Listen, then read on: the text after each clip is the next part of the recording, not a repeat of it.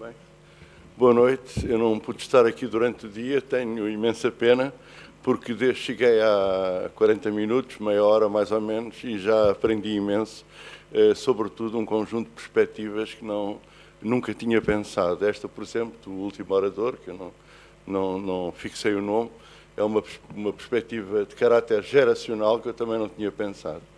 Gostei imenso da perspectiva cultural apresentada, não sei o nome, ele já estava a falar sobre a questão da Finlândia e de receitar, ao mesmo tempo que receitava remédios, receitava elementos culturais para as pessoas também fazerem. E aprendi imenso, sem dúvida. Mas a ideia que eu vim a trazer aqui resolve esse problema, porque é que se os médicos em Portugal receitassem a ida a concertos, a leitura de livros, certos filmes, a visita de certas paisagens, certos museus, certos patrimónios culturais, o que é um facto é que os ditos doentes, também não iriam lá. Eu vinha falar sobretudo de um grande ausente da história de Portugal, não é só dois, que é a personagem mais necessária, absolutamente mais necessária do ponto de vista histórico, e a personagem que raramente aparece 100 em 100 anos, 150 em 150 anos, e governos seguintes ou gerações seguintes vão imediatamente fazer um volte-face, e essa personagem estava boa de saúde, tinha promovido concertos, tinha feito museus, tinha escrito livros, tinha feito filmes, regressa, fica em ruínas. Essa personagem é a classe média portuguesa, que existe na Finlândia, que existe em Londres ou na Inglaterra, que existe na Suíça, existe de certo modo na França, mas na França muito desequilibrado, o que existe nos países escandinavos, é uma classe média que atinge cerca de 50% a 65% da população. E, portanto, é a classe média que lê o livro, frequenta o concerto, vê o filme de autor, não vê só o filme de Hollywood. É a classe média que dá a liberdade, mas também dá a inovação. É a classe média que não despreza o político, Portanto, disso foi o senhor que falou, não despreza o político, despreza a elite que promoveu esse político. Uma elite, seja qual for a característica, mas é uma elite de caráter oportunista, uma elite maquiavélica, uma elite que goza, tem prazer em humilhar a população. E nós temos essa elite desde a segunda metade do século XVI, com intervalos, que eu posso muito rapidamente dizer quais são. Criámos essa classe média muito forte na primeira metade do século XVI, com Dom Manuel, com Dom João II, com o descobrimento, não vamos agora fazer aqui um discurso histórico. Essa classe média morreu com o Dom João III e arruinou-se totalmente com Dom Sebastião. No século XVII desaparece a classe média, e um dos indícios do desaparecimento da classe média é o desaparecimento da ciência em Portugal. Ciência e filosofia do século XVII desaparecem, há o jesuitismo, há uma hipostasiação terrível da religião, há o nascimento de uma superstição que deu hoje, ainda 300 anos depois, deu, por exemplo, Fátima. Fátima recebe 1 milhão de portugueses por ano. Não há classe média enquanto Fátima, classe média culta, classe média próspera, classe média inovadora ou empreendedora, como quiserem, classe média empresarial, classe média professoral, classe média turística, etc. Todos os tipos de classe média, enquanto houver 1 milhão de portugueses em Fátima.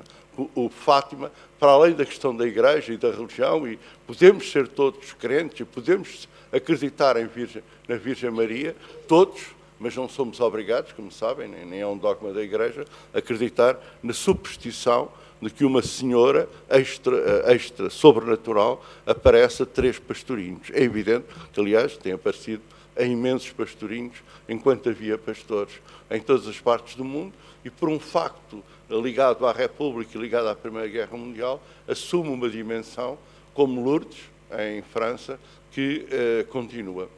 Portanto, nesse sentido, na segunda metade, no século XVIII, Nós, em 1690, e depois ao longo de todo o século XVIII, descobrimos o ouro do Brasil e as nossas elites viveram à custa do ouro do Brasil. Totalmente. Não havia hospitais em Portugal. Havia um, que era o Hospital de Todos os Santos, que ardeu, aqui era no Recio, ardeu em 1750, antes do terremoto. Não havia estradas em Portugal. Se eu queria ir ao Porto, ia de barco. Se queria ir a Coimbra, ia de barco até Aveiro e depois fazia a ligação. Se queria ir para o Algarve, ia de barco. Ninguém se atrevia a passar o Alentejo. Mas Portugal era o rei Dom João V, governou 50 anos, ou 45 anos concretamente, era o rei mais rico da Europa. Fez coisas fabulosas, como a Ópera do Tejo, que acabou com o terremoto, fez o Convento de Mafra, fez o Aqueduto, tinha uma pinacoteca e uma biblioteca absolutamente descomunais, tinha agentes em Londres e Roma e Paris para comprarem as últimas obras de arte. Tudo isso, como sabem, desapareceu, estava na Patriarcal, estava no Terreiro de Paço, desapareceu com o terremoto. E não havia escolas, pode-vos parecer impossível. Portanto, 90%, 85%, não tenho aqui as estatísticas, mas isso vê-se em qualquer simples enciclopédia, não sabia escrever, nem ler, evidentemente. O rei mais supersticioso de Portugal, de tal maneira que teve 10 anos entrevado antes de morrer, deitado ali na Praça do Comércio, no edifício que agora, a torre ao fundo, que é um substituto, uma nova torre foi feita, esteve ali, olhando, sempre em frente, tinha à sua frente a Virgem das Missões e rodeava no colo da Virgem várias voltas de colares de diamantes. Não me lembro agora, tipo 5, 6, uma fortuna absolutamente colossal. Quando veio o padre Gabriel Malagrida, o homem que disse que o terremoto era castigo de Deus para os lisboetas irem aos teatros da época, e ouvirem ópera e divertirem-se, e alguns, os filhos dos nobres, já não queriam andar a cavalo, queriam ir para a universidade, e então Deus teria castigado. Ora, este rei, o rei mais rico da Europa, é justamente aquele que não faz estradas, não faz escolas, isto é importante. O primeiro grupo de professores primários, que nós chamamos hoje, chamava-se então ensino menor, aparece com o Marquês de Pombal a seguir. São 400. As primeiras escolas feitas, públicas, chamaremos as escolas públicas, são feitas com o Marquês de Pombal, a seguir ao Dom João V. Portanto, repara, portanto, há um divórcio total entre as elites e a população. E há momentos em que este divórcio não é dado assim.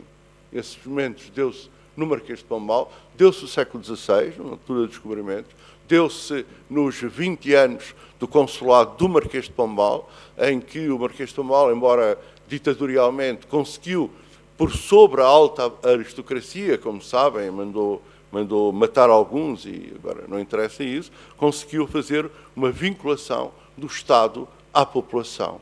Do Estado à população. Não chamemos povo, é uma entidade mítica, mas do Estado aos interesses da população.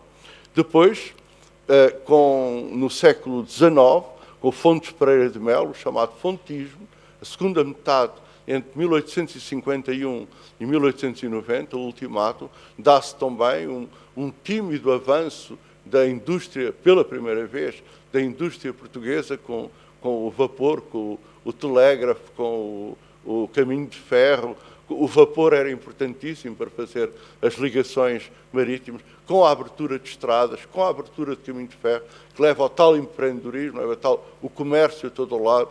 A beira é totalmente rasgada em caminho de ferro, faz-se o caminho de ferro até à Covilhã, depois até à Guarda, que é uma obra colossal por causa do granito, mas depois, a partir de 1890, Portugal entra novamente numa decadência que vai levar à morte do rei Dom Carlos, em 1908, e à instauração da República. A República é uma desilusão total. A elite que governa separa-se de imediato da população, um bocado por causa da luta contra a religião, mas agora não interessa. E, finalmente, depois da questão, a elite salazarista está perfeitamente unida a uma mentalidade rural, a um médio camponês do interior e ao latifundiário. Portanto, há uma vinculação muito grande entre um campesinato e o Salazar, por isso ele dura 50 anos, não é por acaso que é a maior ditadura da Europa. Depois da Segunda Guerra Mundial, ninguém consegue tirar o Salazar e o Franco, têm o mesmo vínculo rural, e é só quando, a partir da década de 60, o urbanismo, a concepção cosmopolita, o termo é esse mesmo, entra em Portugal, vindo da Europa, pela mão desde as batatas fritas, às máquinas de lavar, à independência da mulher, à pílula, aos Beatles, etc., etc., que já não é nada rural, que o Estado Novo começa a tremer. Ora, e depois do 25 de Abril, dá-se novamente uma ligação muito forte entre a população e a elite. Mas que elite? A primeira elite fundadora do regime. E todos os partidos, desde o Álvaro Cunhal, a Freitas do Amaral, passando pela UDP, que então era importante, tinha deputados à Assembleia, passando, evidentemente, pelo maior de todos, então, que era o Partido Socialista, pelo PPD de Sá Carneiro. Há uma ligação muito forte. E é essa ligação, porque o atraso do país era tão grande que as ânsias de saber, de estudar, de aprender. Recordo que há 40 anos, cerca de 60% a 70% das vilas do interior não tinham estruturas sanitárias, portanto, cano de esgoto. Não tinham, cerca de 45% das casas do interior não tinham água canalizada. Cerca de 30% das casas do interior e das vilas não tinham eletricidade, etc., etc., etc. As crianças no norte, entre Vila Real e Bragança, tomavam sopas de cavalo cansado. Isto não estamos a falar da pré-história. Antes de ir, para aguentarem o frio e para irem para a escola primária, iam a pé, não é?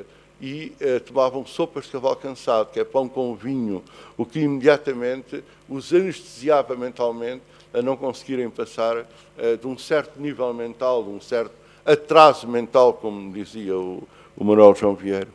Portanto, não é uma questão de pais. Os pais foram maus e agora nós vamos. Isto é uma visão totalmente errada, uma visão de quem não conhece a história, não conhece a geografia de Portugal, não conhece a economia de Portugal. Essa é uma visão. O meu pai deu-me carinho, o meu pai deu-me liberdade, mas faltou dar o quê? Portanto, não é uma questão de pais, é uma questão da história de Portugal. Faltou a classe média. E essa classe média foi feita por esses pais, foram feitos. Não foi consolidada. E não foi os pais que endividaram Portugal. Meu Deus! Desculpe dizer assim, não foram os pais. Foram quantos? 5 mil políticos. O seu pai esteve lá, o meu não esteve. O meu pai comprou, fez... não quero agora dizer... fez determinados... Por exemplo, o meu pai mandou que a escola Padre António Vieira, no Arieiro, fosse decorada a mármore? Não, não. E é preciso uma escola ser decorada a mármore ou a marmorita? É preciso. Foi o meu pai que pediu que a escola secundária de Palmela, onde hoje estive de manhã, tivesse o traço de um arquiteto muito conhecido, para isso pagando milhões. Não, não é preciso. Os alunos de Palmela ficam bem com uma escola, como a de Sintra, como outras, com milhares de escolas. Portanto, foi o meu pai que fez todas as fundações que gastavam no Orçamento Geral do Estado, pesavam cerca de 800 milhões de fundações do Estado, não é? Gulbenkian, etc. E que empregavam todos empregavam os funcionários do partido? Não. Foi o meu pai que contratou cerca de 35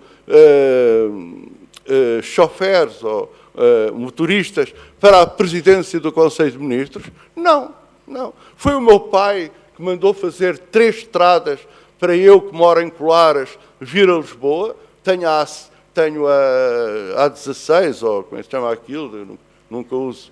Tenho a IC19 e tenho a A5, ando um bocadinho interior e tenho a A5, conforme quer, 3 estradas, 2 a pagar e uma não a pagar, que é a IC19.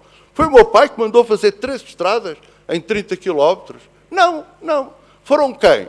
5, 50 mil, 15 mil políticos. É isso que tem que ter consciência. Não pode atribuir culpas ao seu pai. Não sei, evidentemente, a não ser que o seu pai tenha sido primeiro-ministro, tenha sido o professor Ferreira do Amaral, o professor Cavaco Silva, que evidentemente o professor Cavaco Silva está há 25 anos no poder. 25 anos no poder. Quando ele chegou ao poder, havia, portanto, em 1980 e tal, não me lembro agora, no Congresso do PST da Figueira da Foz, havia 1,5 milhão de pobres em Portugal. 1,5 milhão. Hoje há 2,5 milhões. É como se o médico necessitasse de, em cada 10 doentes, matar 8 para se sentir bem. Portanto, uma certa megalomania de uma classe política despreparada, desculpem, esta expressão não é boa, mas uma classe política ignorante da história, da cultura portuguesa. Uma classe política que precisa de fazer um centro cultural de Belém megalómano. Uma classe política que precisa de fazer o centro dos Coches, um novo Museu dos Coches, um megalómano também, que custou 30 milhões no Museu dos Coches. Portanto, é evidente, se nós tivéssemos o dinheiro de alguns países que têm petróleo, possivelmente estaria bem. Será preciso fazer um museu, será preciso gastar 30 milhões no Museu dos Coches? Será preciso que o Centro Cultural de Belém tenha custado o que custou? Não me lembro agora. Não, não é preciso. E pode haver centros culturais de Belém, e pode haver auditórios maravilhosos, e pode haver salas de dança maravilhosas, pode haver isso tudo sem esse gasto. Bem, isto tudo para dizer então, no momento em que a classe média portuguesa estava a consolidar-se novamente, e tem vindo a consolidar-se, depois desaparece. A seguir ao Marquês de Pombal foi a Viradeira, Marquês de Engeja, Dona Maria I, e depois logo as invasões francesas. A seguir ao Fontes Pereira de Mel veio o ultimato inglês e depois a República, uma desgraça. Enquanto República, eu sou republicano, foi de facto uma desgraça.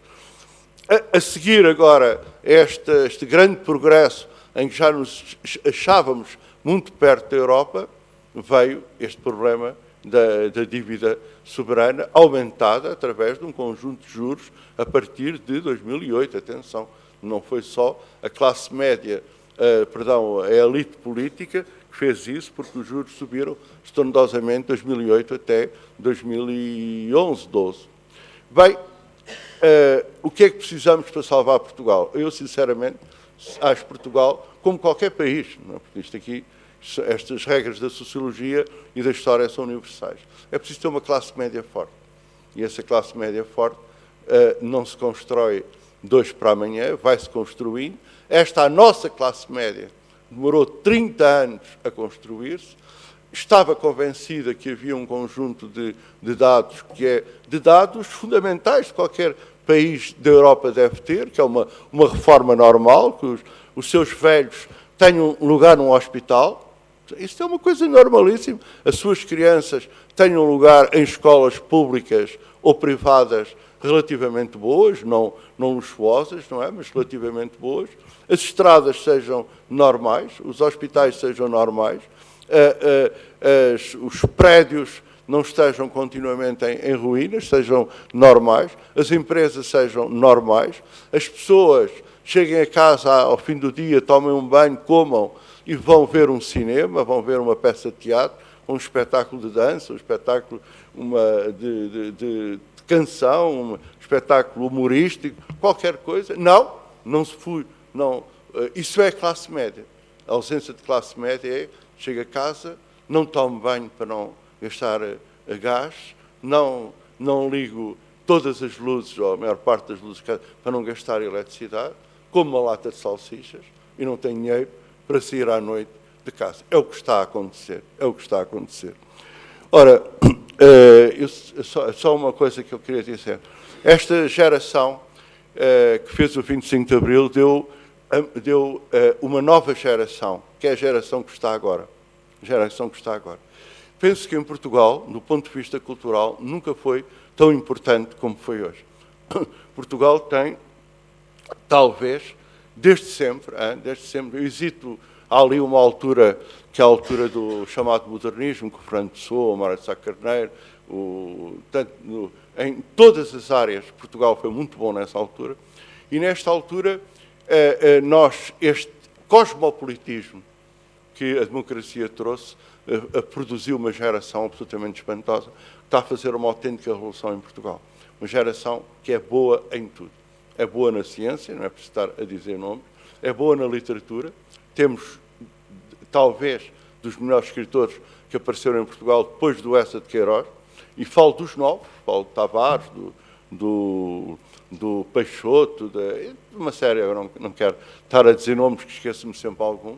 Temos dos melhores realizadores de cinema, temos grandes atores e atrizes de teatro, temos dos melhores pintores de uma geração que vai até aos 40, 45 anos, temos grandes humoristas, temos jovens arquitetos absolutamente fabulosos, que ganham prémios lá fora, temos músicos absolutamente fabulosos, desde músicos de rock até músicos de chamada música clássica, ou erudita, ou séria, como quiserem. Portanto, Portugal tem, mas ao contrário, não temos grandes economistas, não temos grandes empresários, não temos. Isso eu penso que tem a ver justamente com a ausência de classe média, porque posso ser um grande escritor sem classe média, como sempre se prova, desde o Boccaccio ao James Joyce, a Idade Média até. Posso ser um bom realizador, desde que não tenha aqueles efeitos especiais hollywoodescos que envolvem logo 50, 100 milhões de dólares. Posso ser um bom realizador de cinema sem ter esses efeitos especiais, contando uma história de uma maneira esteticamente muito bela. Posso ser um bom compositor ou um bom instrumentista sem necessitar de muito dinheiro. Mas eu não posso fazer uma empresa sem dinheiro. Não posso vender papel ou cadernos ou latas de sumo, senão em todo o país. E, nesse sentido, a elite económica é muito fraca em Portugal. Sempre foi. Sempre foi. Sempre foi. Sempre foi. Agora não dá para dizer provas, mas pensem nas livrarias de Lisboa, as mais antigas não têm nomes portugueses. É a Ferrand, é a Bertrand, é a Aiot, que era Aiot e não sei o quê, e Lelo, também não era galego, não era português. Isto é muito importante. Bem, pensem na FNAC. A FNAC vem de França também, isto é bastante importante. Em termos comerciantes, em termos de comércio, de economia, somos extremamente merceeiros, não é? Portanto, antigamente éramos merceeiros secos e molhados no armazém do Grandela, que era um comerciante merceeiro. Hoje, as mercearias são hipermercados. Mas é o Jerónimo Martins, lá o outro do continente, não me lembro o nome, não sei o que, Azevedo, continua com a mesma mentalidade. E temos também, a um nível restrito, mas desta geração, António Câmara, que vimos aqui, e mais, e outros. Portanto, uma das soluções para Portugal, para acabar agora, desculpa, uma das soluções que é absolutamente desprezada pela elite política é a lusofonia.